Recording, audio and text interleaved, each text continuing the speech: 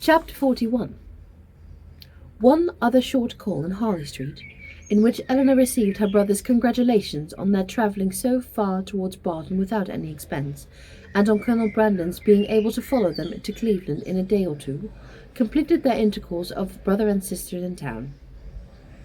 And a faint invitation from Fanny to come to Norland whenever it should happen to be in their way, which of all things was the most unlikely to occur, with a more warm though less public assurance from John to Eleanor of the promptitude which he should come to see her at Delaford, was all that foretold any meeting in the country.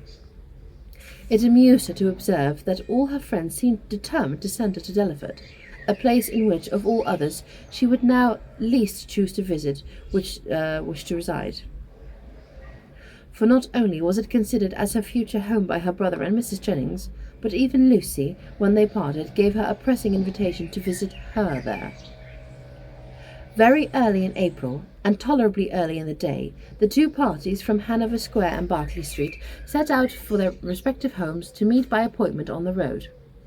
For the convenience of Charlotte and her child, they were to be more than 2 days on their journey, and Mr. Palmer, travelling more expeditiously with Colonel Brandon, was to join them at Cleveland soon after their arrival. Marianne, few as had been her hours of comfort in London, and eager as she had long been to quit it, could not, when it came to the point, bid adieu to the house in which she had for the last time enjoyed those hopes and confidence in Willoughby, which were now extinguished forever without great pain.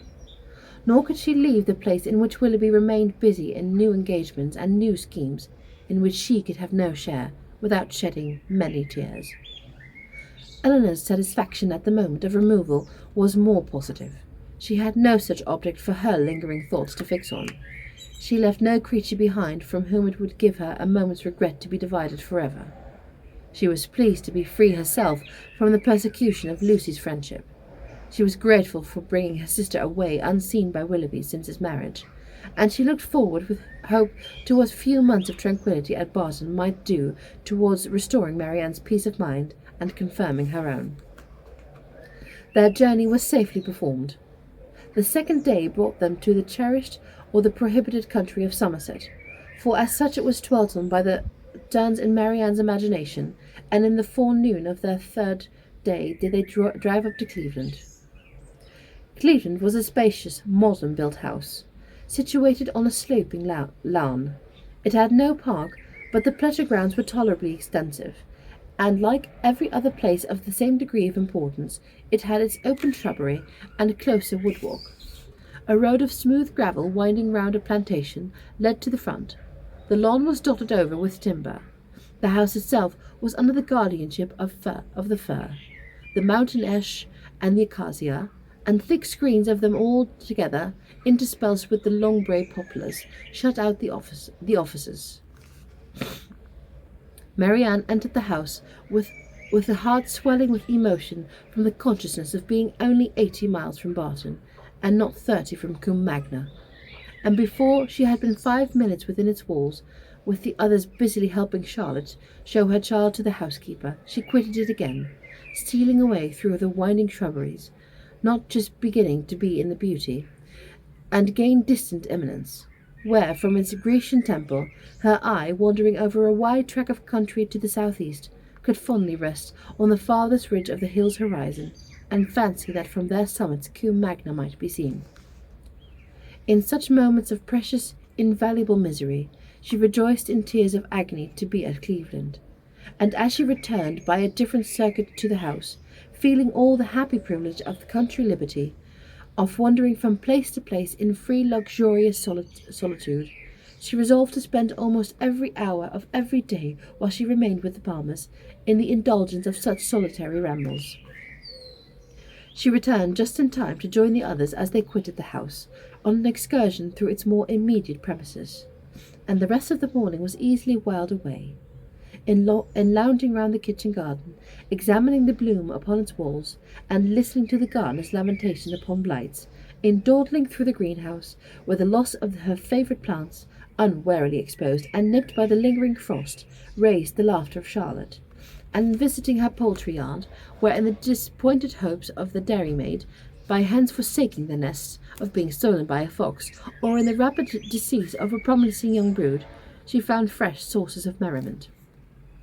The morning was fine and dry, and Marianne, in her plan of employment abroad, had not calculated for any change of weather during their stay at Cleveland. With great surprise, therefore, she did find herself prevented by a settled rain from going out again after dinner. She had depended on a twilight walk to the Grecian temple, and perhaps all over the grounds, and an evening merely cold or damp would not have deterred her from it. But a heavy and settled rain even she could not fancy dry or pleasant weather for walking. Their party was small, and the hours passed quietly away. Mrs. Palmer had her child, and Mrs. Jennings her carpet work.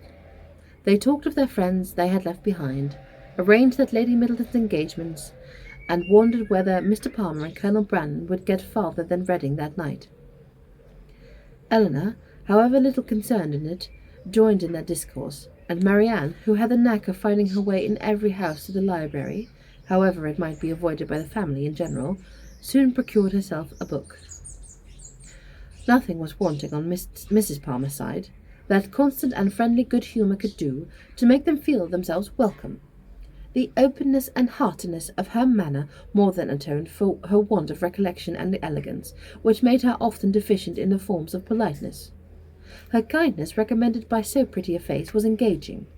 Her folly, though evident, was not disgusting because it was not conceited, and Eleanor could have forgiven everything but her laugh. The two gentlemen arrived the next day at for a very late dinner, affording a pleasant enlargement of the party, and a very welcome variety to their conversation, which a long morning of the same continued rain had reduced very low.